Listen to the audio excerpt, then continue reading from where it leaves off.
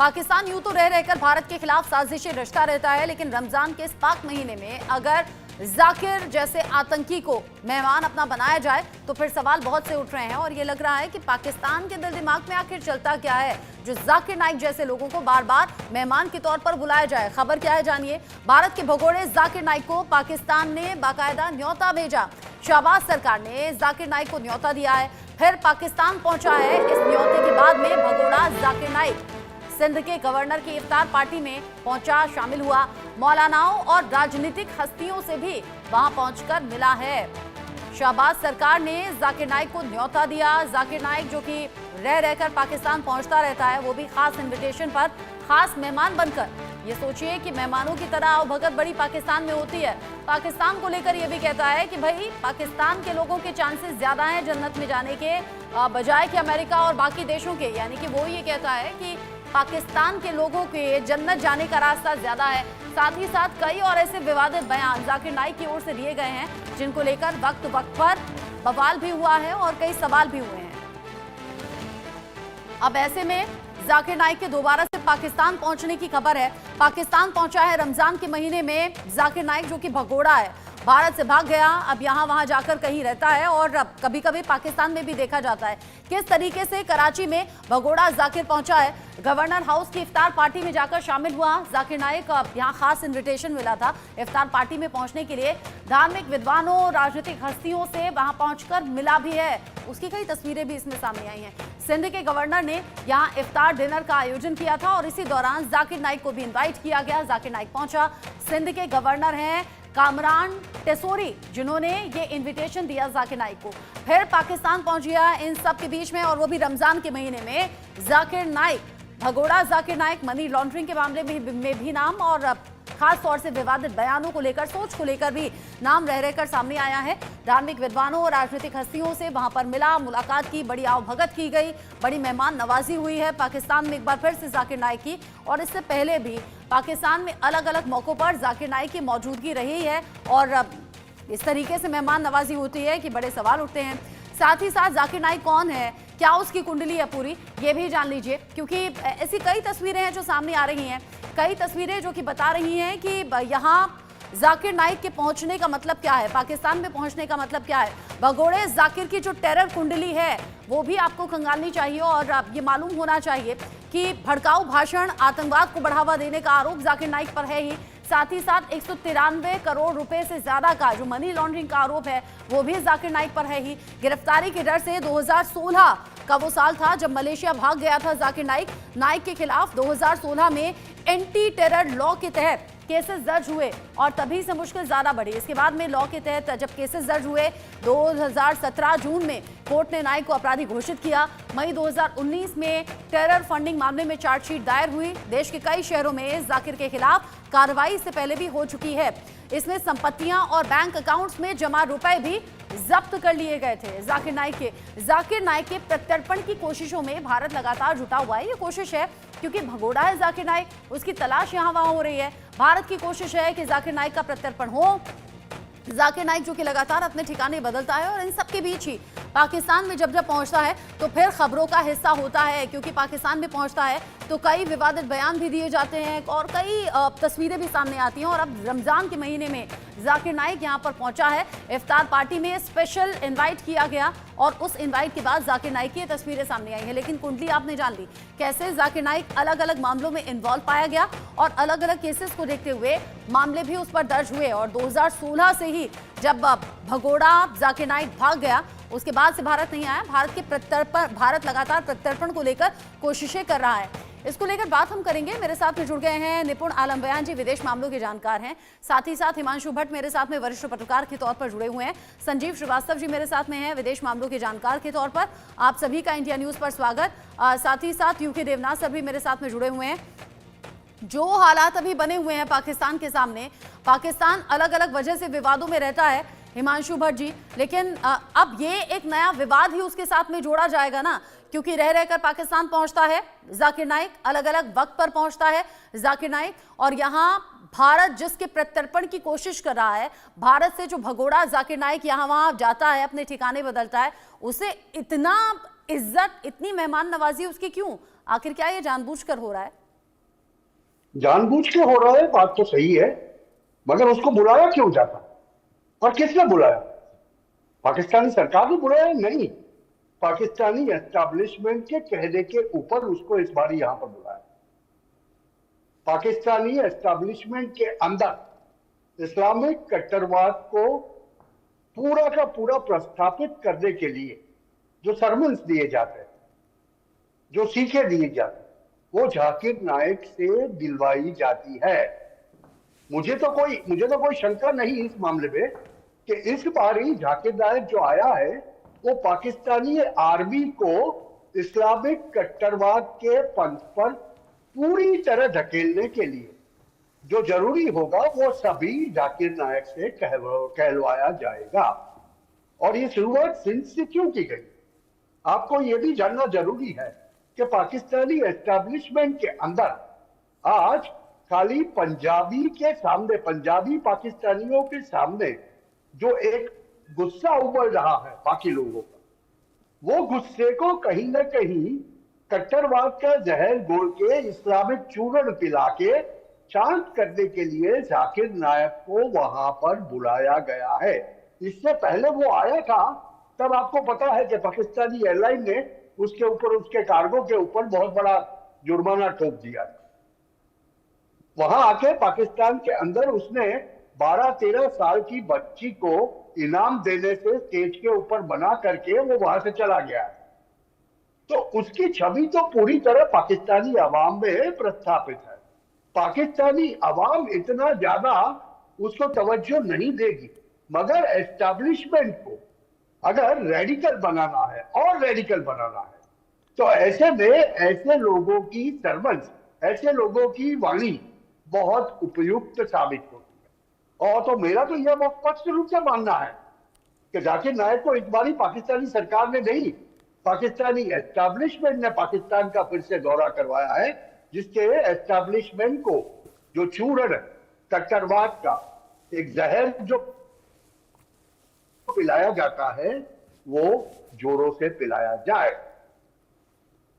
अब जिस तरीके से जाकिर नाइक के पहुंचने की तस्वीरें सामने आ रही हैं और जानकारी ऐसी कि जमात इस्लामी के अमीर ने स्वागत किया, स्वागत में जो तस्वीरें सामने आई वो बड़े सवाल खड़े करती हैं। पाकिस्तान जानबूझकर ऐसे कर रहा है, जाकिर नाइक को बड़ा बढ़ावा दिया जा रहा है। इन सब के बीच ही जाकिर नाइक को लेकर कुछ इंपॉर्टेंट जानकारी भी है, वो भी अपने दर्शकों को हम बता दें। कौन है जाकिर नाइक, किस तरीके से कनेक्शन उसका इन विवादों से है और आतंकी कनेक्शन कैसे जाकिर नाइक का सामने आता है। यहाँ पर अब कई ऐसी बातें हैं जो कि निकलकर सामने आ रही हैं। आतंकी कनेक्शन को लेकर भी हम जानकारी देंगे, क्योंकि पाकिस्तान में रमजान के इस खास महीने में, पाक महीने में अगर जाकिर नाइक यहाँ पर पहुंचा है तो क्या कुछ अलग खिचड़ी पक रही है? क्या पाकिस्तान कुछ और साजिश रचने में लगा हुआ है? ये सवाल बना है। लेकिन साथ ही साथ जाकिर नाइक का आतंकी कनेक्शन कैसे सामने आ रहा है ये भी आप जान लीजिए। ये कुछ अलग अलग घटनाएं हैं जिनको लेकर आपको जानना जरूरी है। आतंकवादी के तौर पर जाकिर नाइक की पहचान भी होती है। अप्रैल 2019 में श्रीलंका की ईस्टर संडे पर बम धमाके हुए और श्रीलंका बम धमाकों के तार भी जाकिर नाइक से जुड़ते हुए नजर आए। आप सोचिए कि कनेक्शन पिछले काफी वक्त से हैं। धमाकों में 260 से ज्यादा लोगों की मौत हुई थी। ये बड़ा आतंकी हमला था, आप अंदाजा लगाइए, 260 लोगों की जान गई थी। धमाकों की जिम्मेदारी नेशनल तौहीद जमात ने ली थी और अब जमात इस्लामी के अमीर ने ही स्वागत किया है पाकिस्तान में। जरा सोचिए, संगठन के मुखिया जैरान हाशिम ने जाकिर की तारीफ भी की थी। 2022 में कर्नाटक के मैंगलोर में ऑटो रिक्शा में बॉम्ब ब्लास्ट हुआ था, तब भी कनेक्शन जुड़ते हुए नजर आए थे। जाकिर से प्रभावित जो मुख्य आरोपी शारिक था वो बताया जा रहा था कि जाकिर नाइक से काफी ज्यादा प्रभावित था। शारिक के मोबाइल में जाकिर नाइक के कई वीडियोस मिले थे, यानी कि वीडियोस देखता था, बातें सुनता था और उससे बड़ा प्रभावित था। और अब 2016 की भी बात इसी तरीके से सामने आई थी बांग्लादेश में। अब कहां कहां नो एंट्री है जाकिर नाइक की, ये जान लीजिए आप। भारत में, कनाडा में, श्रीलंका में, बांग्लादेश में और ब्रिटेन में, ये 5 ऐसे देश हैं जहां पर जाकिर नाइक को लेकर नो एंट्री है। और जाकिर नाइक खुद भी इन देशों की तरफ जाएगा नहीं, क्योंकि वो जानता है कि जाएगा तो अपनी ही मुसीबत खुद से बढ़ाएगा। अब जिस तरीके से बातें सामने आई हैं, कौन है जाकिर नाइक ये भी जान लीजिए। इस्लामिक उपदेशक है जाकिर नाइक और अब उसका पुराना रिकॉर्ड अगर खंगालेंगे तो मालूम हो जाएगा। नफरती एजेंडा फैलाता है जाकिर नाइक, अपने नफरती एजेंडे के लिए जाना जाता है। भारत का बड़ा दुश्मन भी है और इसीलिए भारत प्रत्यर्पण की कोशिश कर भी रहा है उसकी। और जाकिर नाइक जो कि अलग अलग ठिकाने बदलता है। भाषणों में इसके बड़ा जहर भरा होता है। टीवी एंकर्स को लेकर भी, फीमेल एंकर्स को लेकर भी जो बातें कही थी वो बड़ी विवादास्पद थी। मनी लॉन्ड्रिंग का केस अलग से है, यानी कि मनी लॉन्ड्रिंग में भी अपनी मुश्किलें बढ़ा रहा है। हिंदुस्तान में वांटेड है और हिंदुस्तान लगातार ये कोशिश कर रहा है कि भारत वापस लाया जाए जाकिर नाइक को। अब जिस तरीके से अभी तक के अपडेट्स हैं और मुझे कुछ पुराने विवादित बयान भी याद आ रहे हैं जाकिर नाइक के, लेकिन सवाल ये है कि जाकिर नाइक जो कि इतने अलग अलग विवादों में यहाँ कनेक्टेड नजर आता है, विवादों से जुड़ा हुआ है, साथ ही साथ आतंकवादी की कैटेगरी में आता है, आखिर क्यों पाकिस्तान बार बार उसकी आवभगत करता है?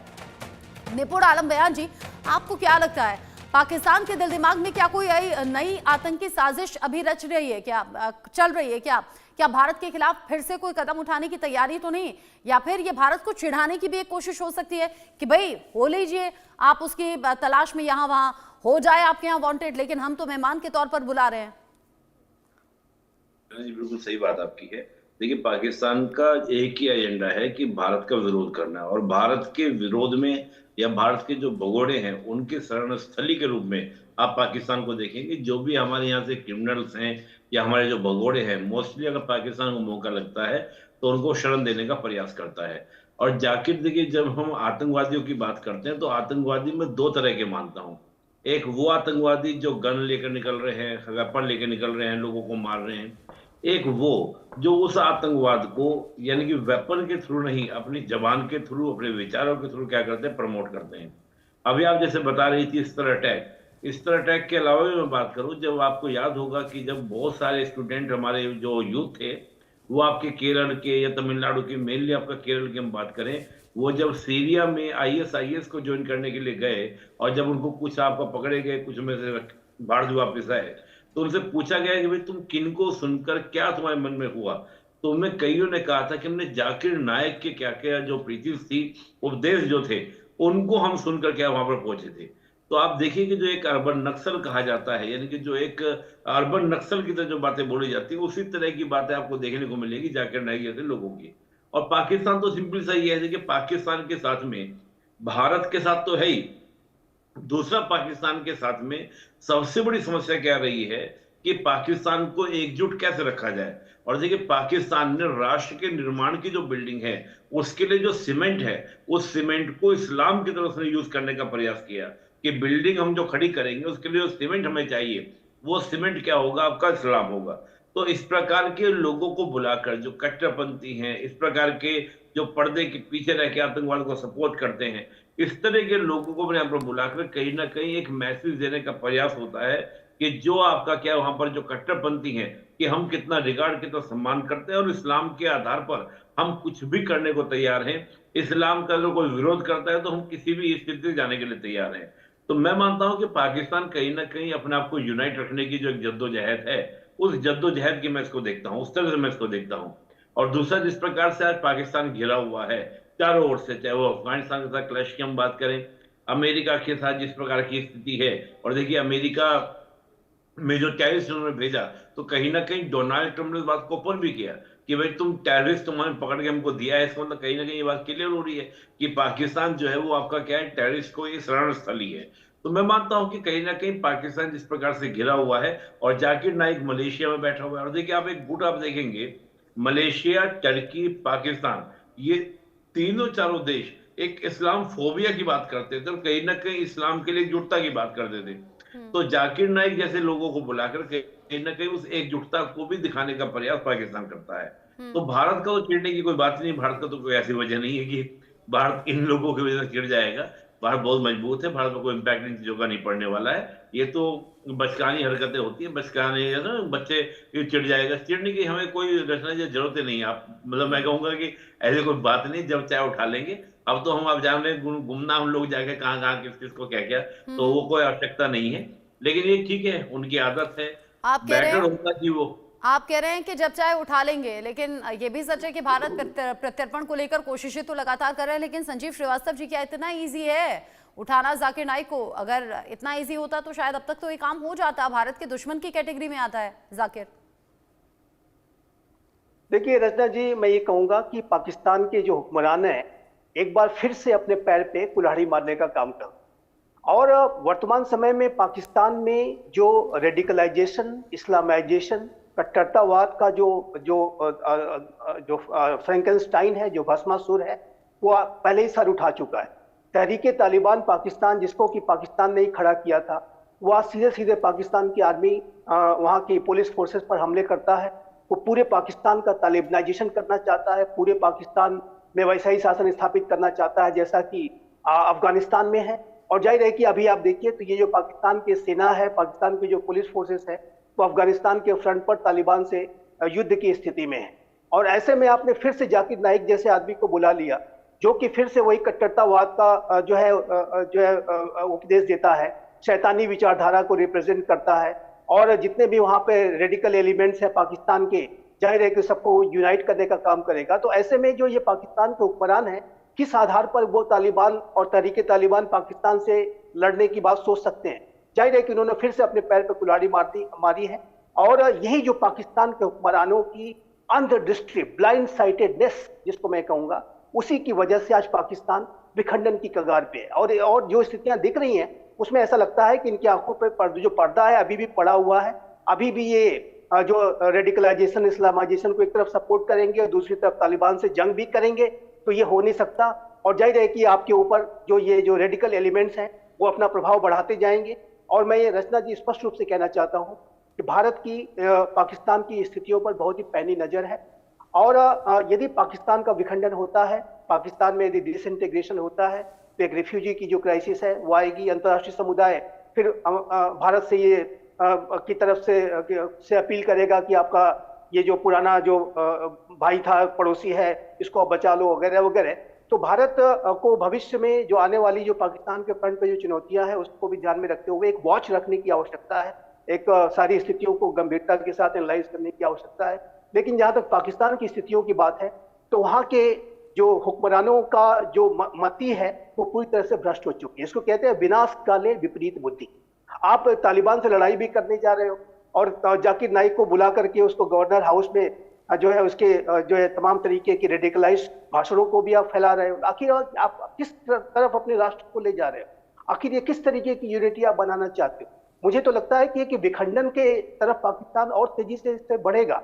और ये जो जाकिर नाइक है, ये पाकिस्तान ऑक्युपाइड कश्मीर के जितने भी जो टेरर कैंप चल रहे हैं वहां पर बच्चों को रेडिकलाइज करने का भी काम ये करेगा। जाहिर है कि ये जो पाकिस्तान का जो आतंक का जो एक तंत्र है उसको भी ये सुदृढ़ करने का काम करेगा। और जैसा कि भट्ट साहब ने कहा कि ये जो पाकिस्तान के अंदर जो मिलिट्री के अंदर जो लगातार एक रेडिकलाइज्ड जो वहां पर एक जमात अंदर पैदा हो रही है, वो भी इस बात का संकेत है कि किस तरीके से पाकिस्तान के एस्टेब्लिशमेंट के अंदर ही अनेक रेडिकलाइज्ड लोग बनते जा रहे हैं। तो ऐसे में भविष्य में का जो पाकिस्तान मुझे दिखता है वो एक रेडिकलाइज्ड और ज्यादा इस्लामाइज्ड और ज्यादा जो आतंक परस्त उसका पूरा तंत्र दिखाई देता है, जो कि निसंदेह भारत के लिए एक चुनौती होगी।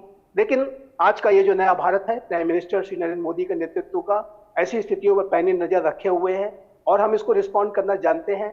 जाहिर है कि आज का जो अप्रोच है भारत का वो बहुत ही अलग है और बहुत ही सख्त तरीके से जीरो टॉलरेंस की पॉलिसी की तरह से कार्य करते हैं। लेकिन पाकिस्तान की स्थितियों पर हमें एक पैनी वॉच रखनी होगी। लेकिन अंत में मैं यही कहूंगा कि पाकिस्तान की आंतरिक स्थितियां पाकिस्तान के हुक्मरानों की इन्हीं भ्रमित, अवसरवादी, भ्रष्ट, ब्लाइंड साइटेड जो उनके अप्रोच की वजह से पाकिस्तान और भी अधिक रसातल में जाएगा, ये स्पष्ट रूप से दिखाई देता है। पाकिस्तान अपने लिए खुद गड्ढा खोद रहा है ना हिमांशु सर? खुद गड्ढा खोद रहा है। इसको आपको एक दूसरे नजरिए से भी देखना पड़ेगा। वैश्विक जियोपॉलिटिक्स में पिछले 3 दिनों के अंदर 2 घटनाएं हुई। एक तरफ जाकिर नायक जाके पाकिस्तान में बैठा एस्टैब्लिशमेंट के मिशन, और दूसरी तरफ ट्रंप एडमिनिस्ट्रेशन ने एक एडवाइजरी जारी की है अपने लोगों की।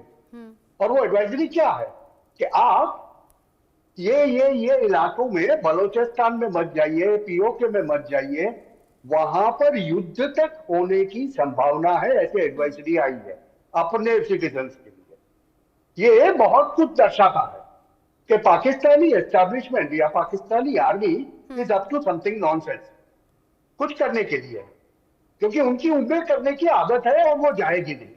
अभी ऐसी स्थिति में जाकिर नायक का वहां होना यही एक बहुत बड़ा सूचक है कि Pakistan will go up to its old tricks. हम देख रहे हैं कि सीमा पार से जो आतंकवाद फैलाया जा रहा था, जो घटनाएं, जो वारदातों को अंजाम दे रहे थे वो लोग, वो तो होगी होगी, मगर उसके साथ में यू विल फाइंड, हम लोग देखेंगे कि एक तरफ से जब उनको मार पड़ेगी, बलूचिस्तान में जो कुछ हो रहा है वो तो वहां बाहर ही नहीं आ रहा, ये बाजू टीटी पे मार रहा है, तो वहां से ध्यान लोगों का भटकाने के लिए उनके लिए सबसे बड़ा हथकंडा होता है भारत ने ये कर दिया, इंडिया ने ये कर दिया, वो कर दिया करके वो अपनी आवाम को इकट्ठा कर। और ऐसी स्थिति में पाकिस्तान अपनी हरकतों के ऊपर फिर से आए और वो शुरू कर दिया, और ये इसकी एक निशानी है जो हमें दिखता है पिछले 10 दिनों में। आप देखोगे तो पीओके में से लेके अपनी इंटरनेशनल बॉर्डर पे काफी वारदातों को अंजाम दिया जा रहा है, और अमेरिकी गवर्नमेंट का वो जो देना, एक एडवाइजरी बाहर निकालना बड़ा स्पष्ट संकेत है कि there is going to be a turmoil which is going to increase in Pakistan. Rachna, ठीक है, जिस तरीके से पाकिस्तान जाकिर नाइक जैसे लोगों को इनवाइट कर रहा है, स्पेशल इनविटेशन दे रहा है, मेहमान नवाजी कर रहा है, इन तस्वीरों पर भारत की नजर तो है ही, लेकिन उसे सोचना चाहिए अमेरिका जो कि एक के बाद एक प्रतिबंध लगा रहा है, पाकिस्तान की छवि जो कि दुनिया भर में धूमिल हो रही है आतंकवाद को लेकर, अगर ऐसे मेहमानों को बुलाएगा तो फिर अपने लिए गड्ढा खोदने वाली बात है, और भारत ऐसी हर एक तस्वीर से बड़ा सतर्क भी है। बहुत शुक्रिया आप सभी का जुड़ने के लिए, संजीव श्रीवास्तव जी, निपुण आलम बयान जी, हिमांशु भट्ट जी, बहुत शुक्रिया आप सभी का साथ में रहने के लिए। एक छोटे से ब्रेक का वक्त यहाँ